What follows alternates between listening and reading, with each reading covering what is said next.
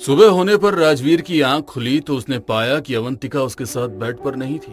वो थोड़ा हैरान हुआ और अपने कमरे से निकला। उसने देखा कि टेबल पर नाश्ता लगा हुआ है और कुर्सी पर बैठी हुई अवंतिका रो रही है। अरे अवंतिका, तुम रो क्यों रही हो? अवंतिका ने अपनी उंगली से मंदिर की तरफ इशारा किया तो राजवीर को नजर आया कि भगवान की मूर्ति टूटी हुई थी। अरे ये कैसे हुआ? तुमने कल पूजा करने के लिए कहा था ना। मैं आज सुबह उठकर पूजा करने के लिए जैसे ही मंदिर गई तो वहाँ एक मोटी सी बिल्ली ने मूर्ति गिरा दी।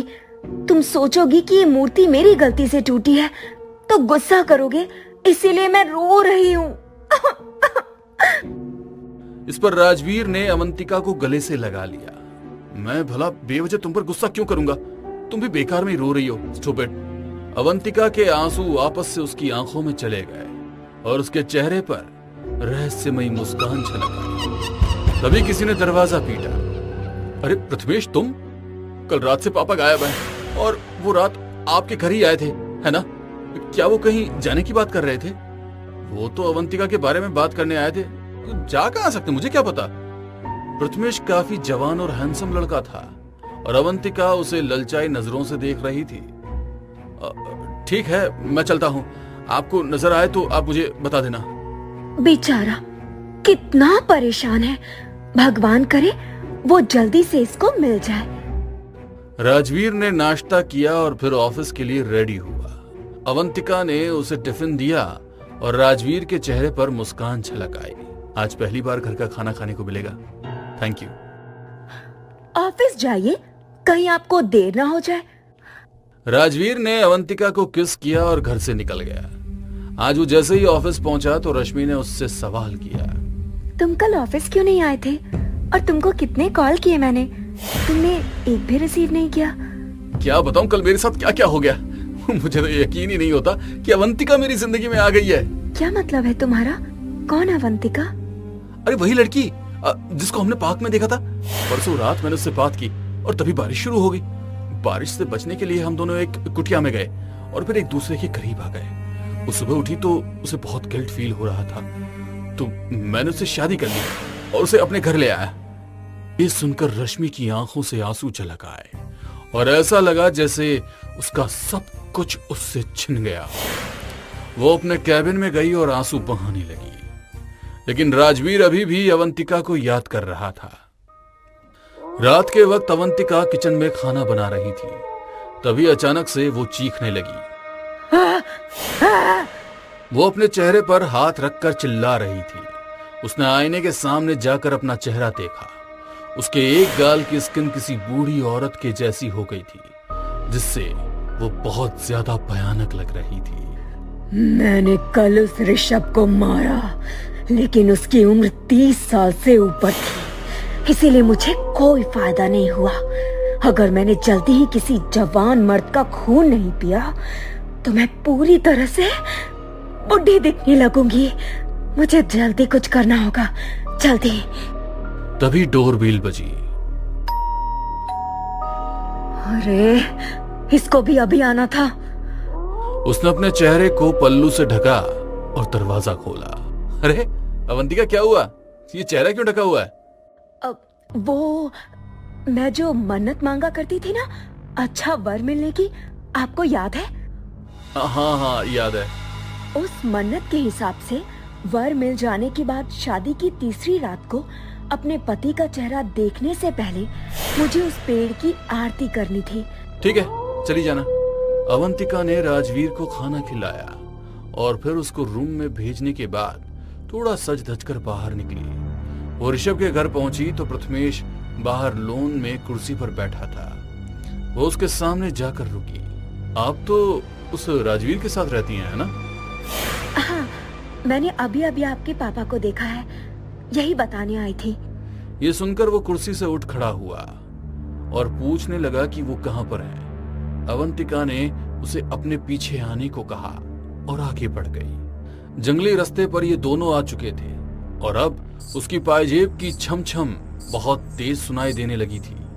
वो उसी कुएं के पास जाकर रुकी और जमीन पर प्रथमेश को सड़ी हुई लाश निकली। पापा, ये कैसे हुआ? पापा! प्रथमेश के सर पर मानो दुखों का पहाड़ टूट पड़ा। वो अपने पापा की लाश के पास बैठकर रोने लगा। तभी अवंतिका ने उसके कंधे पर हाथ रखा। ये सब कैसे हुआ? मेरे पापा की तो किसी से कोई दुश्मनी भी नहीं थी। तुम चाहो तो अपने पापा के पास जाकर आराम से बात कर सकते हो। ये सुनकर प्रथमेश हैरान रह गया। वो जैसे ही खड़ा हुआ, अवंतिका ने अपने चेहरे से पल्लू हटा दिया। उसका भयानक चेहरा देखकर प्रथमेश डर से कांप उठा। उसने प्रथमेश की छाती पर अपने दोनों पंजे गड़ा दिए। उसके नाखूनों के जरिए प्रथमेश का खून उसके शरीर में जमने लगा। कुछ ही मिनटों में प्रथमेश का शरीर पीला पड़ गया और बेजान हो गया। अवंतिका का चेहरा फिर से खूबसूरत हो गया और वो मुस्कुराती हुई वहां से चली गई। अगली सुबह राजवीर को पता चला कि प्रथमेश भी गायब हो गया तो उसे बहुत हैरानी हुई। ये हमारे एरिया में क्या हो रहा है? पहले बाप गायब हुआ और अब बेटा? समझ में ही नहीं आ रहा है। तभी अवंतिका ने उससे नजर मिलाई और उसकी आंखें लाल लाल चमक उठी और न जाने राजवीर किस सम्मोहन में लुप्त हो गया। आप ऑफिस जाइए ना, यहाँ क्या चल रहा है आपको उसकी चिंता करने की कोई जरूरत नहीं है। इस पर राजवीर ने सिर हिला दिया। आज राजवीर ऑफिस पहुंचा तो रश्मि बहुत अपसेट थी। उसने उसकी तरफ देखा तक नहीं और अपने कैबिन में जाकर बैठ गया। रश्मि उसके पास आई और बोली, तुम तो अब मुझे गुड मॉर्निंग भी नहीं बोलते, क्या हो गया है? क्या अब तुम मुझे अपना दोस्त भी नहीं मानते? तुम्हारी हिम्मत कैसे हुई मुझे छूने की?